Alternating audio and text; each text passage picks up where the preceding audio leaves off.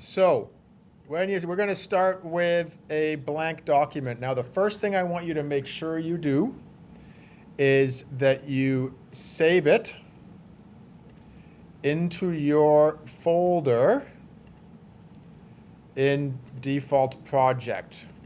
Okay, so you should all have a folder in here, right? So make sure it's got a name, Mr.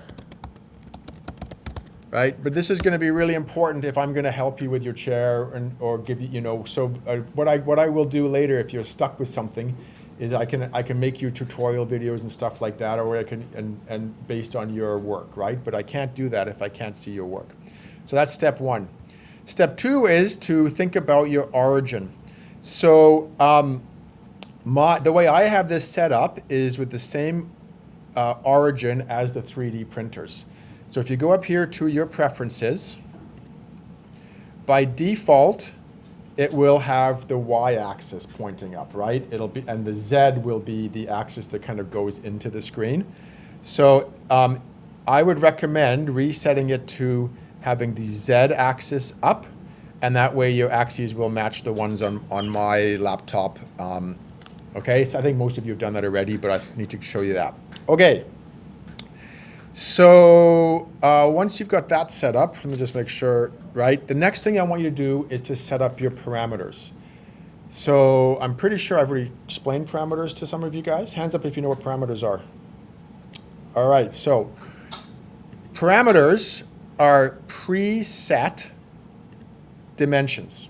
Okay, so you want to think right away about what are all the measurements that I want my chair to have. So the first one, so you click on Modify, Change Parameters, and you click on this little plus up here to add user parameters. So the first one is going to be the plywood thickness. Now you'll notice that it's red. That is because you cannot have a gap in a parameter name. Okay, so make sure the parameter is one you're going to remember. What I like to do is I just capitalize the letter of the second word, and that helps me to kind of have more flexibility. So this is non-negotiable. This is going to be 18 mil birch ply. Okay. Some other parameters that you might want to consider is the gap between the pieces of wood, right? So I might set this up to be 20 millimeters. And the thing about setting up the parameters is if you use the parameters when you make your measurements, once you've built your model, you just go back and change the parameters and everything else will change around it. So it allows you to do some iteration and design thinking in CAD, all right? Some other things maybe based on your research. So for example, you might have decided based on your research that you want a back angle of 110 degrees. Now, that's millimeters. So if you want to do an angle, you're going to have to go up here and change the units. So I could maybe make an angle, and this of 110 degrees, right? You might decide on knee height, right? You might have figured out that your client needs a knee height of I don't know, 450 millimeters, right? So you can always go and add more later, but set up your parameters with the ones you know initially, okay? So now you can go and draw your sketch. So look at your model, and what you need to figure out is what is the shape that best defines my chair, okay? So generally, not always, it will be a side view. So generally, you'll probably do your sketch on the side. Not necessarily, it'll depend on your model, okay? Now, when you're in this sketch environment, what we really want is we want your chair to be centered around the origin, okay? That's going to allow you to take that'll give you a lot more flexibility with your chair.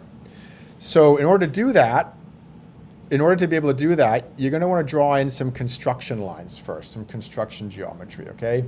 So you need to think to yourself, how tall do I want my chair to be? All right? So let's say I wanted my chair to be 100 centimeters tall.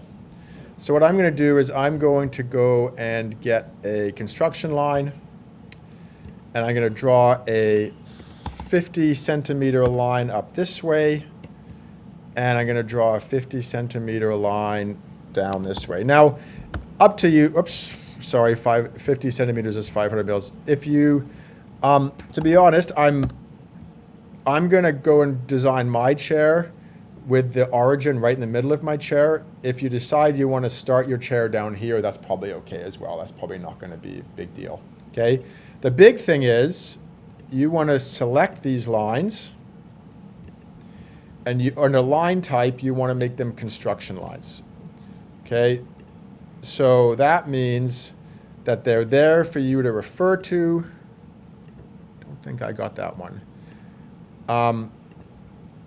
But they're not actually part of your model, right? And the great thing about construction lines, and this is worth noting over here in your sketch palette, you can actually turn off the construction geometries if they're not useful to you.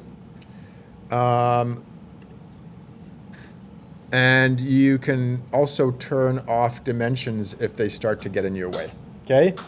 You'll also notice that these are parallel, so there's a parallel constraint in here. That's what these two parallel lines mean. You can also turn those off. Sometimes when you get a lot of constraints in your model, they can kind of get in the way of understanding what's going on. So, you know, that's a really useful little panel to know about. So I'm now also, I want to figure out how wide I want my chair to be. So I'm just kind of making this up right now for the demo, but let's say I'm going to make this, maybe I'm going to make it 60 centimeters wide. So I'm going to draw a construction line here and a construction line here. Okay, so, and don't get in the habit of kind of sometimes the all the dimensions can kind of get in the way of you being able to see what's going on. So you just have to drag them out of the way and you can get a good picture. Okay, so now I'm ready to start drawing my chair. Okay, so I would recommend just kind of going in there and starting to draw the shape. So because I've drawn in my construction lines, I can actually just hover over the end of the construction line here, and my line tool will latch onto that corner. And so, so I'm still drawing construction lines, so I'm just going to go turn that off. So now I'm drawing an actual line. Right, so now I can actually use my construction geometry. If I hover over this and drag it over, it'll actually, it knows that it's like saying, oh yeah, you want this to be even with that, and it'll actually do that for you. So you can use your construction geometry to make sure that your lines are sort of within that boundary. So let's make this 50 here. I'm going to type in 50. Let's draw another line down here. So I can sit, now that I put my construction geometry in, I can kind of picture, well, I probably want the armrest, if this is going to be the seat, so maybe I'll put the armrest up here, and then we'll go like that. I'm literally just making this up. And we'll go like that, go like that, and that, and that. Okay, once it's a closed shape, it will turn light blue, so that way you know it can be extruded. Okay, so the next step is you want to constrain it, because right now these lines are all blue. That means that they're completely movable. Okay, if you go up and get the select tool, you can move them, right? So, you know, if you want, you can actually go and move them around a little bit, because you might decide, you know what, I like it better like that. Okay, so now it's time to go and add some dimensions. So dimensions is the dimension tool. You guys all know about that. Keyboard shortcut is D. So see if you dimension it. So that let's go with let's start with this measurement here. Okay, so that's 450. I'll keep that. So now of course this line is now constrained. So add your dimensions. Ideally,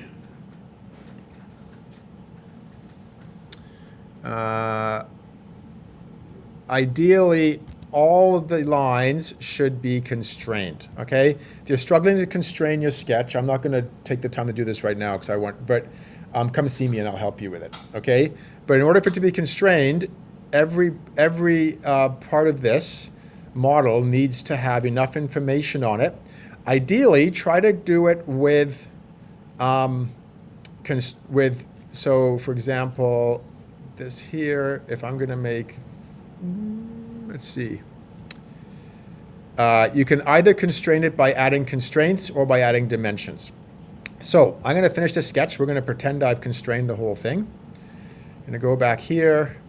So actually, I'm going to go back into this sketch and just turn off my construction geometry right now.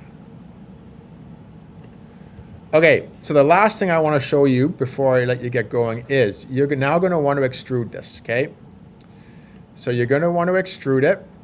You're going to want to extrude it plywood thickness. Okay? Now, I made a mistake there, so I'm going to undo this. So we're going to do this again. So what I want you to what I want you to start practicing with is when you make your first new body, when you did the 3D printing project, I let you get away with just making a whole bunch of bodies, okay? That is not best practice. What you really want to do is make this a new component, all right? So we're going to click OK, and you can see here, it's now made a new component. The difference is a component is a collection of sketches and bodies all in one container. So if I click the down arrow here, I've now got my body is still there, but it's part of this component. So what that means is if I click on this component, now I'm just editing this, right? So what I could do now is I could make a sketch on here. I can project this geometry onto my sketch, and then I could do something like use the offset tool to make a an offset like that. I can finish the sketch. Maybe what I'll do now is I'll go and I will cut that out. Whenever you're cutting stuff out, you want to make sure that if you do to object and you select the other side, it will just cut through that object, and that means that if you change the width of the object, it'll automatically cut out that same part, right? So I'm going to do that, and you'll see my sketch is now part of this component, okay? My body is part of this component, and I can rename this, and this is the other thing you need to start thinking about: name everything. Your chairs are going to get quite complicated. You're going to end up with a lot of components, a lot of parts. If you don't name them right away, you're going to have a really hard time finding them. So we're going to call this side profile, okay? So the reason to do components is you can edit each of the different parts of your model separately. Also later, I will teach you how you can assemble all the different parts in an assembly. And when you do that, we can do things like exploded view diagrams and all kinds of cool stuff. But it only works if all your parts are components. The thing you have to remember, when you're finished working on the component, before you make the next component, you have to go up here to the top of your document tree and click on the little button beside it. So what you've basically done is selected everything now. This is like called the parent component, okay? Working with components takes a bit of practice. You'll probably forget to do that a few times, and we'll have to work around that, okay? But I want you to practice with components. So that is my advice for getting started today. I'm going to start